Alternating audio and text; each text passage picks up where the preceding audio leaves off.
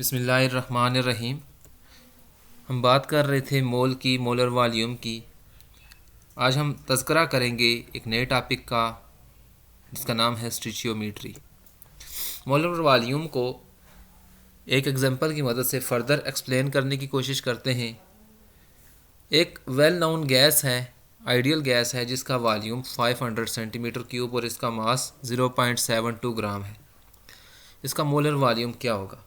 जैसे कि हमें पता है कि 22.414 डेसीमीटर क्यूब या 22414 सेंटीमीटर क्यूब वॉल्यूम 1 मोल के इक्वल होता है।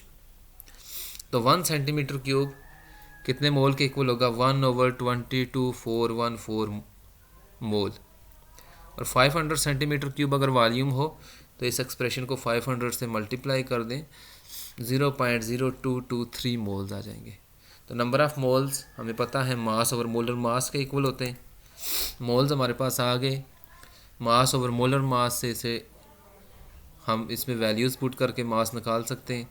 मोलर मास को अलग कर लें, मास आ गए 0.72 over molar mass, number of moles आ गए 0.223। तो ये मोलर मास जो है वो 32 है। तो यकीनन ये ऑक्सीजन गैस होगी क्योंकि उसका मोलर मास भी 32 होता है। स्टिचियोमेट्री ब्रांच है केमिस्ट्री की that tells us quantitative relationship between reactants and products in a balance chemical equation. यानी रिएक्शन के अंदर हमें निस्बत या रेशो बताती है रिएक्टेंट्स और प्रोडक्ट्स के दरमियान, लेकिन ज़रूरी ये है कि इक्वेशन बैलेंस्ड होनी चाहिए। स्टिचियोमेट्री की कंडीशन ये है कि तमाम रिएक्टेंट मुकम्मल तौर पे प्रोडक्ट में तब्दील हो जाएं, यानी रिएक्शन 100% कंप्लीट होना चाहिए और कोई साइड रिएक्शन नहीं होना चाहिए। कैलकुलेशंस करते वक्त हमें law of conservation of mass और लॉ ऑफ डेफिनेट प्रोपोर्शन जो हैं वो ओबे होने चाहिए, उनकी पैरवी होनी चाहिए।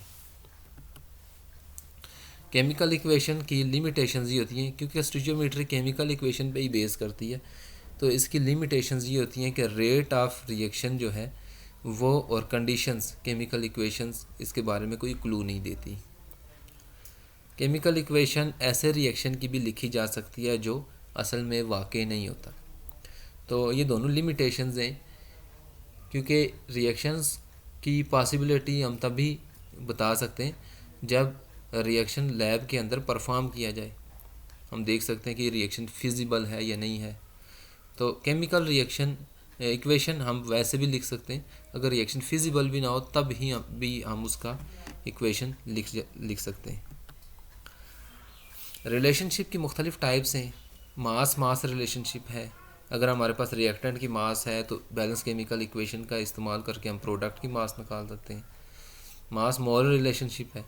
अगर हमारे पास रिएक्टेंट की मास है तो हम प्रोडक्ट के number of moles find out कर सकते हैं using balance chemical equation. Mass volume relationship है।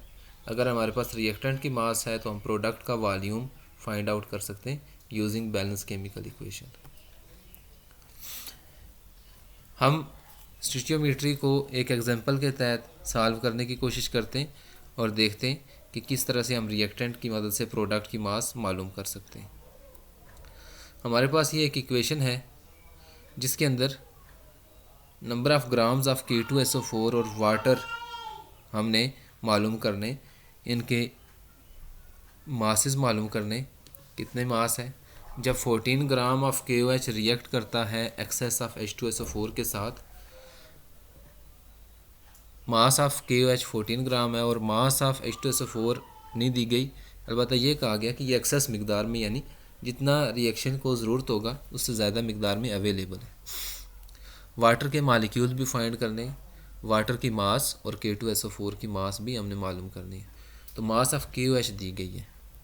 सबसे पहले हम KOH की मास को मोल्स में कन्वर्ट करेंगे और इसकी मदद से K2SO4 के मोल मालूम करेंगे बैलेंस केमिकल इक्वेशन का इस्तेमाल करके। तो मास है 14 ग्राम, मोलर मास हम इसकी निकालेंगे तो ये आएगी 56 ग्राम। 39 + 16 + 1 39 K की मास है, एटॉमिक मास पोटाशियम की, ये पीरियाडिक टेबल से देखी जा सकती है। ऑक्सीजन की मास 16 है और हाइड्रोजन की मास 1 है। 56 के इक्वल है। नंबर ऑफ़ मोल्स बराबर होते हैं मास ओवर मोलर मास। मास आ गई 14 और मोलर मास 56, तो ये 0.25 मोल्स के बराबर आ गए। नंबर ऑफ मोल्स 0.25 मोल्स हैं। इक्वेशन अगर हम लिखें तो KOH plus H2SO4 makes K2SO4 plus H2O। Equation को बैलेंस करेंगे तो K भी 2 हो जाएंगे और वाटर भी 2। बैलेंस करने के लिए इन दोनों के पीछे हम 2 लगाएंगे। K2SO4 के मोल्स निकालने के लिए हम कंपेयर करेंगे KOH को K2SO4 के साथ। तो KOH 2 है, K2SO4 1 है, ये हमें इक्वेशन से नज़र आता है, बैलेंस केमिकल इक्वेशन से।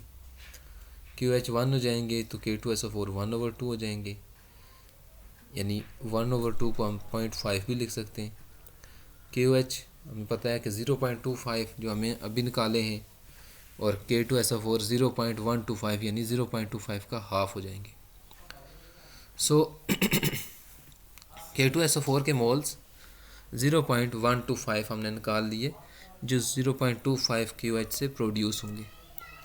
अब मोलर मास हम निकालेंगे तो मोलर मास K2SO4 की 39, चूँकि K2 है तो इसको मल्टीप्लाई करेंगे 2 से, प्लस सल्फ़र की एटॉमिक मास 32 होती है, प्लस ऑक्सीजन की 16 होती है, 4 ऑक्सीजन है तो 16 मल्टीप्लाइड बाई 4, और ये टोटल मास आ जाएगी 174। मास से हम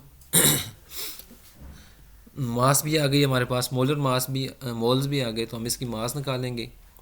number of mole multiplied by molar mass 0.125 multiplied by 174 which is equal to 21.75 gram. अब हमने वाटर के मोल निकालने, तो वाटर के मोल निकालने के लिए इसको कंपेयर करते हैं KOH के साथ। उसी तरह बैलेंस केमिकल इक्वेशन का इस्तेमाल करेंगे। अगर हम इक्वेशन को देखें तो KOH भी 2 है और वाटर भी 2 है, तो हमारे पास 2:2 आएगी। इसको सिंप्लीफाई करेंगे तो 1:1 हमारे पास रेशो बनेगी। 0.25 और वाटर भी आ जाएगा 0.25, तो number of moles of water जो प्रोड्यूस होंगे वो है 0.25 moles. Mass of water moles multiplied by molar mass 0.25 multiplied by 18 which is equal to 4.5 gram. अब वाटर के मालिक्यूल्स निकालने के लिए नंबर ऑफ़ मोल को एवोगैड्रोस नंबर से मल्टीप्लाई करेंगे और हमारे पास 1.50 × 10⁻23 मालिक्यूल्स आ जाएंगे। तो ये थी हमारे पास स्टोइचियोमेट्री। एक और नई एग्जांपल के साथ फिर दोबारा हाज़िर होंगे।